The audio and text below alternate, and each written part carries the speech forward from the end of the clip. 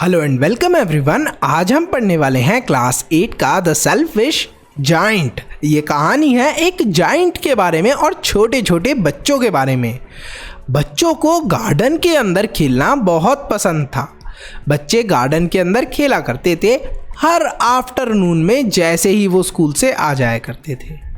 और ये जो गार्डन जिसके अंदर बच्चे खेला करते थे ये काफ़ी सुंदर था, काफ़ी बड़ा था, ग्रास भी काफ़ी सॉफ्ट थी और इस गार्डन के अंदर लगे हुए ट्रीज़ के ऊपर फ्रूट्स भी आया करते थे। तो ये जो ट्रीज़ थे दे बोर रिच फ्रूट्स। साथ ही में इस गार्डन के अंदर सुंदर सुंदर बर्ड्स भी थी जो गाने गाया करती थी। लेकिन ये जो गार्डन था जिसके अंदर ये बच्चे खेलते थे, ये जो गार्डन था ये था एक जायंट का गार्डन। एक दिन अचानक से ये जायंट वापस आ जाता है। लगभग 7 साल बाद वापस आया था जायंट अपने गार्डन में। अच्छा, 7 साल तक आखिरकार जायंट था कहाँ पर? जायंट अपने दोस्त कॉर्निश और गी के साथ रह रहा था। जो जायंट था जैसे ही आता है अपने गार्डन के अंदर, बच्चे उसे देखकर डर जाते हैं। और जब जायंट बच्चों को अपने गार्डन के अंदर खेलते हुए देखता है तो उसे बहुत गुस्सा आती है। वो बोलता है, ये बच्चे मेरे गार्डन के अंदर कैसे खेल रहे हैं? ये तो गार्डन मेरा है। जायंट अपने गार्डन के आसपास दीवार बना देता है और एक नोटिस बोर्ड लगा देता है। उस पे नोटिस बोर्ड पर लिखा होता है, ट्रेसपासर्स विल बी प्रोसिक्यूटेड। जो भी अंदर आया उसकी खैर नहीं। तो बच्चे काफ़ी ज़्यादा डर जाते हैं और बेचारे दुखी भी हो जाते हैं क्योंकि उनके पास कोई भी और जगह नहीं थी खेलने की। बच्चे यूं ही गार्डन के आसपास घूमते रहते थे और सोचते रहते थे कि काश हमें इस गार्डन के अंदर जाने का मौका मिले। वो याद करते हैं उन दिनों को जब वो खुले आम गार्डन के अंदर घूमते थे और खेलते थे। तो बेचारे बच्चे बहुत दुखी थे। स्प्रिंग का सीज़न आता है, चारों तरफ फूल खिल रहे होते हैं, बर्ड्स मज़े से इधर उधर घूम रही होती हैं, गाने गा रही होती हैं। लेकिन जायंट के गार्डन के अंदर अभी भी विंटर होता है। क्यों? क्योंकि उसने बेचारे छोटे छोटे प्यारे प्यारे बच्चों को गार्डन के अंदर खेलने नहीं दिया था। चारों तरफ स्नो होती है जायंट के गार्डन में, बर्फ़ ही बर्फ़ होती है। अब जितने भी बच्चे थे, जब बच्चे गार्डन के अंदर नहीं थे तो बर्ड्स भी नहीं आया करती थी, और बर्ड्स नहीं आती थी तो बेचारा जो गार्डन था वो ऐसे ही सूना पड़े रहता था।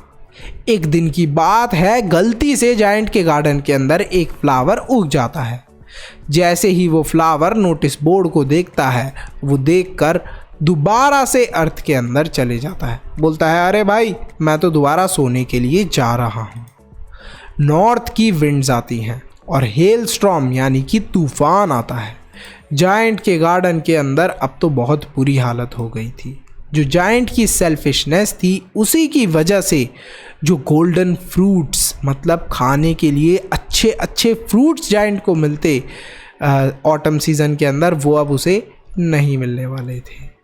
तो ये काफ़ी दुख की बात थी जायंट के लिए भी। एक सुबह जायंट को बहुत ही सुंदर और प्यारी सी आवाज़ सुनने को मिलती है। ये आवाज़ होती है एक लिनेट की। लिनेट हम लोग एक बर्ड को बोलते हैं जो कि जायंट की विंडो के बाहर गाना गा रही होती है। तूफान और जो नॉर्थ की विंड्स थी वो भी अब रुक गई थी। जायंट काफ़ी सरप्राइज होता है और जायंट को ऐसा फील होता है कि मानो उसके गार्डन के अंदर स्प्रिंग सीज़न आ गया हो। अब स्प्रिंग सीज़न आया है तो फ्रूट्स वगैरह भी मिल जाएंगे जायंट को अच्छे से। He saw that the children came into his garden through a little hole. वो देखता है कि उसके गार्डन के अंदर जो बच्चे हैं वो घुस आए हैं एक छोटे से छेद की हेल्प से और मज़े से उसके गार्डन के अंदर खेल रहे हैं। अब जो जायंट है वो ये चीज़ देख तो लेता है, लेकिन वो ये भी देखता है कि बच्चे मज़े से ट्रीज़ की ब्रांचेस पे बैठ रहे हैं और जो ट्रीज़ हैं अब वो भी दोबारा से हरे भरे हो गए हैं। अच्छा, अभी क्या था कि जब जायंट अपने गार्डन के अंदर बच्चों को खेलने के लिए नहीं आने दे रहा था तो उसका जो गार्डन था वो पूरा का पूरा ख़राब हो गया था। जो ट्रीज़ थे उन पे लीव्स वगैरह भी नहीं उग रही थी, फ्रूट्स वगैरह भी नहीं उग रहे थे। लेकिन जब बच्चे आए थे ना तब वो ब्लॉसम करने लगे थे, मतलब लीव्स भी आ रही थी, फ्रूट्स भी आ रहे थे और काफ़ी सुंदर लग रहा था अब उसका गार्डन। वो देखता है कि आसपास अब बर्ड्स भी आने लगी हैं उसके गार्डन के अंदर और वो गाना भी गा रही हैं। और फ्लावर्स भी उसके गार्डन के अंदर उगने लगे। लेकिन वो अपने गार्डन के एक कोने में देखता है कि अभी भी विंटर है। वो वहाँ पर देखता है कि एक छोटा सा बच्चा, ये रहा बेचारा वो छोटा सा बच्चा, येलो कलर की शर्ट में दुखी हुआ खड़ा है और ये ट्री के ऊपर नहीं चढ़ पा रहा। अब ये जो आपको होल दिख रहा है, यहीं से ये सारे बच्चे अंदर आ रहे थे। तो ये बेचारा जो बच्चा था ये काफ़ी दुखी था। तो जायंट उसकी हेल्प करने के लिए जाता है, ट्री की ब्रांच को लोअर कर देता है जिससे कि बच्चा चढ़ पाए, लेकिन फिर भी वो बच्चा नहीं चढ़ पाता। तो जायंट का जो हार्ट था वो काफ़ी ज़्यादा मेल्ट हो जाता है इस चीज़ को देखकर। उसको ये चीज़ फील होती है कि मैं देखो कितना ज़्यादा सेल्फिश था, मैं इन बच्चों को गार्डन के अंदर खेलने के लिए नहीं आने दे रहा था और इनके साथ इतना गलत बिहेव कर रहा था। वो डिसाइड करता है कि वो बच्चे को, उस छोटे से बच्चे को जो कि ट्री के ऊपर नहीं चढ़ पा रहा था, उसे ट्री के ऊपर चढ़ाऊंगा और अब से बच्चों को खेलने भी दूंगा। जायंट ने अपने गार्डन के आसपास जो भी वॉल बनाई थी उन्हें वो हटा देता है, पुल डाउन्स द वॉल, और बच्चों को वहाँ पर खेलने देता है हमेशा के लिए।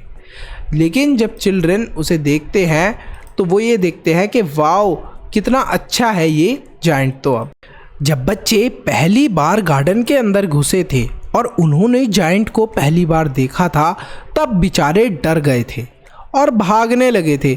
उन्हें लगा कि ये जायंट फिर दोबारा से हमें, जैसे शुरू में जायंट चिल्लाता था ना बच्चों पे कि अरे ये मेरा गार्डन है, इधर तुम्हारी आने की हिम्मत कैसे हुई, तो बच्चों को यही लग रहा था कि कहीं हमारे ऊपर डांट ना मारे। लेकिन अब जायंट बदल चुका था।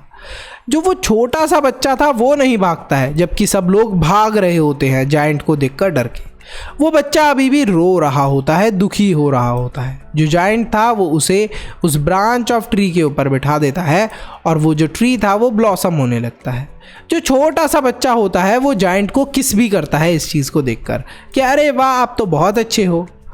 जो और बच्चे थे उनको भी समझ में आ जाता है कि जो जायंट है वो इतना बुरा नहीं है, ठीक है, और जायंट जो है वो वैसा नहीं है जैसा वो पहले था।